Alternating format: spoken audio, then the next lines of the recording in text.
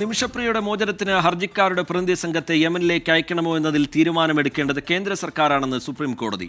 കുടുംബത്തെ അല്ലാതെ ഹർജിക്കാരുടെ സംഘത്തെ അയച്ചതുകൊണ്ട് കാര്യമില്ല എന്ന് കേന്ദ്ര സർക്കാർ സുപ്രീം കോടതിയെ അറിയിച്ചു.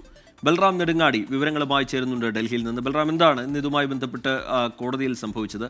ഈ വധശിക്ഷ നീട്ടിവെച്ചു എന്ന കാര്യം കേന്ദ്ര സർക്കാർ കോടതിയെ അറിയിക്കുന്നുണ്ട്. അതുപോലെ തന്നെ സാധ്യമായതെല്ലാം ഈ വിഷയത്തിൽ ചെയ്യുന്നുണ്ട് എന്ന കാര്യം കേന്ദ്രം കോടതിയെ ബോധ്യപ്പെടുത്തുന്നു. ഈ ഹർജിക്കാരുടെ സംഘം എന്നതിനപ്പുറത്തേക്ക് ഒരു നയതന്ത്ര സംഘത്തെ അയക്കുന്ന കാര്യം പരിഗണിച്ചുകൂടെ എന്നുള്ളത് ആക്ഷൻ കൗൺസിലിൻ്റെയും ആവശ്യമാണ്.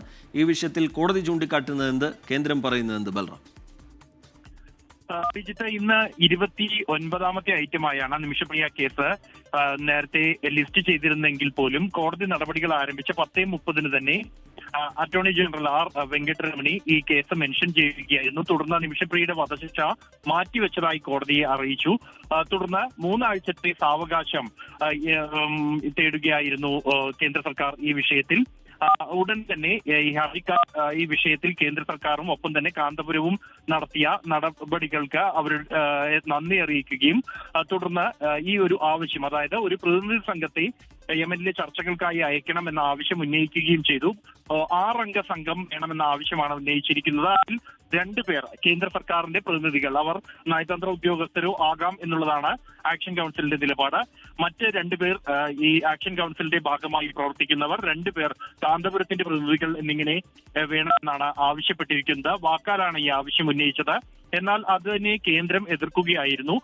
കുടുംബങ്ങൾ തമ്മിലാണ് ചർച്ച നടക്കേണ്ടത് എന്നും ഒപ്പം തന്നെ മറ്റേതെങ്കിലും കമ്മിറ്റിയോ മറ്റോ അവിടെ എത്തിയത് കൊണ്ട് ചർച്ചകൾക്ക് പ്രയോജനമില്ല എന്നുമാണ് അറ്റോർണി ജനറൽ കോടതിയിൽ നിലപാട് അറിയിച്ചത്. അതേസമയം നിമിഷപ്രിയയുടെ മാതാവ് നിലവിൽ യമനിലുള്ള കാര്യവും കോടതി നിരീക്ഷിച്ചു. തുടർന്നാണ് നിമിഷപ്രിയയുടെ മാതാവിന് ഇത്തരത്തിൽ ചർച്ചകൾക്ക് പരിമിതിയുണ്ട് എന്നും അതുകൊണ്ടാണ് ഇത്തരത്തിൽ ഒരു ചർച്ചകൾക്കായി ഒരു പ്രത്യേക സംഘത്തെ അയക്കുന്ന കാര്യം ആവശ്യപ്പെടുന്നത് എന്നും ഹർജിക്കാർ ഉന്നയിക്കുകയായിരുന്നു.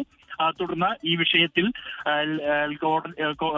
കേന്ദ്ര സർക്കാരിന് മുന്നിൽ ഈ ആവശ്യം ഉന്നയിക്കാൻ അതിനുള്ള നിർദ്ദേശം ഹർജിക്കാർക്കും ഒപ്പം തന്നെ ഇത് അനുഭാവപൂർവ്വം പരിഗണിക്കണമെന്ന നിർദ്ദേശം കേന്ദ്രത്തിനും കോടതി നൽകിയിട്ടുണ്ട്. ശരി, ബൽറാം നെടുങ്ങാടി ഡൽഹിയിൽ നിന്ന് വിശദാംശങ്ങൾ നൽകുകയായിരുന്നു. ഒരു പ്രത്യേക സംഘത്തെ യമനിലേക്ക് അയക്കണോ എന്ന കാര്യത്തിൽ തീരുമാനമെടുക്കേണ്ടത് കേന്ദ്ര സർക്കാരാണ് എന്നാണ് സുപ്രീം കോടതി ചൂണ്ടിക്കാട്ടുന്നത്.